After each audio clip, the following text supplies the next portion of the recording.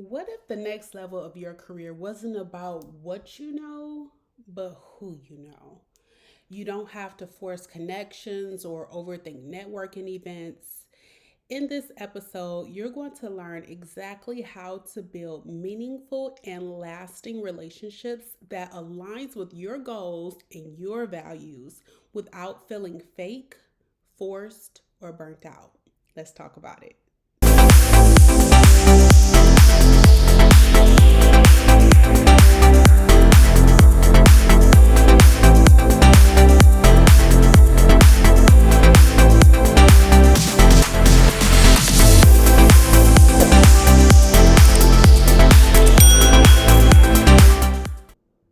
What's up, everybody? It's your girl, Dominique. I am the founder of Courage Catalyst Consulting.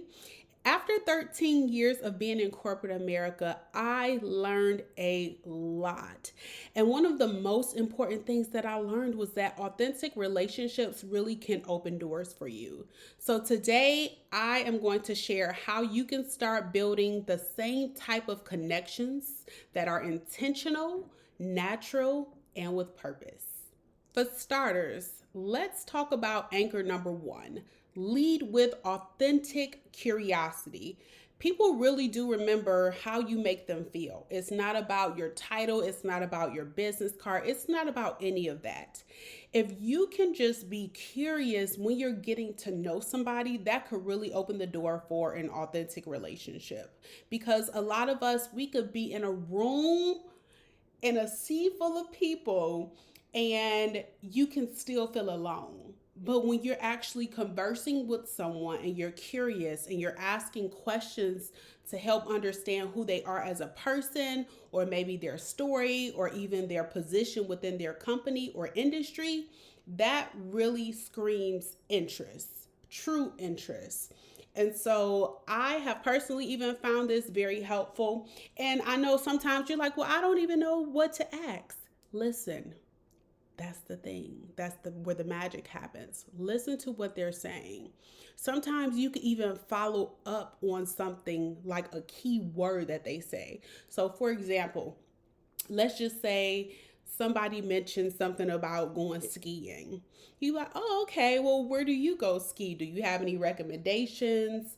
Or maybe you could even ask, well, what got you interested in skiing? Like, really try to give a little bit more granular in understanding something that may be of interest to them, because then you might even see them light up when they're having the conversation because you're talking about something that they can truly speak to. Now, that is on a personal side. If it is something more so on the business side, you can also do the same thing by hanging on to one of those key words that they mention and then asking even more deeper, granular questions to get them talking. I got a bonus tip for you. Remember, we talk about diving deeper into those keywords. Another thing that you should do, especially if you were able to get their contact information, follow up with them. There is so much power in follow up, y'all. I promise. I am not lying when I say this.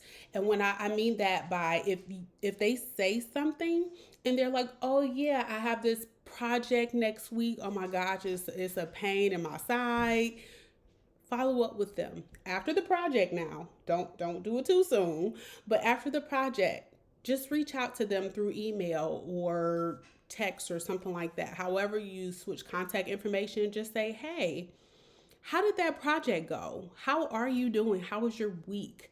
And this is not coming off as fake, right? This is still authentic. This is still showing curiosity and interest. And if they answer, that's great because it keeps the conversation going. And hopefully, they're also able to ask you things about yourself and your interests and how you've been doing as well. That, if you can create that type of dialogue, you're in pretty good. Anchor number two: create value before you need it. Now, I heard this one phrase a couple years ago from someone that I worked with, and they said, and it was so powerful, y'all: make more deposits than you do withdrawals. Yes, okay? listen, listen. If you make more deposits than withdrawals, it won't feel weird if and when you need to make that withdrawal. Okay, so it is essential that you create that value. You want to make sure, like, when it comes to your networks, you want to build strong networks long before you need them. You can't just start, talking to someone and be like, yeah, okay, I'm looking for a mentor. Can you mentor me? No, that is not how it worked. Now, if it has happened to you and you were able to get a mentorship relationship out of that, listen, you are one lucky person. However, for many of us, it does take a while for you to build on that relationship. And again, it goes back to being curious, it goes back to creating value. And you can create value by establishing a relationship and sharing resources with that person. You can also make introductions if they say they're looking for someone and you have somebody in mind. You can be like, oh, you know what? I know somebody that could do that. Let me connect you to, right? And even celebrating other people's wins, especially if you've seen that someone accomplished something recently, whether it was an award or maybe they hit a milestone in their career or a promotion. Celebrate them. Authentically celebrate them. Let them know, I am so happy for you. I am sure you worked hard for that. Like, you really should always be in a giving spirit, because when you give, people receive that and they can really pick up on that. And again, it's all about authenticity. So you want to again make sure you're creating the value before you need it. Anchor number 3, diversify your circle. I understand that when you are going into a networking event, especially if you are an introvert, somewhat like myself, I'm a little bit of an introvert, not a lot. I'm an ambivert, okay? I'm more of like, I can be extroverted when it comes to networking with folks. However, I am very introverted because I can sit at home and listen to jazz and read my book and mind my business and not be mad about it. Okay. But okay, I'm sorry. I got sidetracked. Diversify your circle. Growth happens when you stretch your circle. And I mean that by saying, don't just have a circle full of people in the same industry. No, connect with different people that are on different levels. I'm talking people that could potentially be your mentors. So maybe they are more seasoned professional. You want to, of course, naturally connect with your peers who are alongside you. And then also you want to connect with those that are coming up behind you, because listen, the youth or people that are younger than you, they have sharper minds. They are learning about some trends that maybe could help you. Like, you just never know how they can contribute to your life. People are people at the end of the day. And so you want to make sure that you are building your network with people again on different levels, but also that puts you in a position to where you can pass on information to those that are coming up behind you and help give them the ropes, right? Give them the roadmap so that they don't have to come into some of the roadblocks that maybe you experienced in your profession or your career or industry or what may have you. So I definitely say diversify your circle, because you just never know how that will happen for you. But also, it just gives you different perspectives of different groups of people, and it makes you more well rounded. Now, I do have an action item for you on this one. I want you to step outside of your comfort zone, okay? It's okay to be nervous. It's okay to, probably think like, what if I don't know anybody? I'm nervous. That's okay. You're human. You're going to be nervous. It's okay. One of the action items that I want you to do, and I want to challenge you on this, especially when it comes to diversifying your circle, is to attend at least one event or even a virtual session. If you feel like, hey, I don't want to go outside the house or whatever the case may be, just attend one event. It could be live, in person or it could be virtual, but attend that event outside of your industry this month. Okay? I'm not talking about next month. I'm not talking about the month after that. No. You can go on Eventbrite. You could use a hashtag on one of these social media sites. You could do something now. And I'm not saying that you have to break the bank and, spend a lot of money. You can even go to a free event. The goal is for you to step outside of your comfort zone and go to a networking event or session where it's outside of your industry or your profession. Okay. And make sure, I got to add this, introduce yourself to at least one new person. That is even my personal rule of thumb, and I promise you it works. Anytime I am going into an event, I always sit with myself for maybe a minute or two and say, you know what, Dominique, what is your goal? Why are you coming to this event? Right? And usually I set a goal of meeting two people and maybe even exchanging information with them just so that I know that I'm moving with intention, right? Because we do not have time to waste.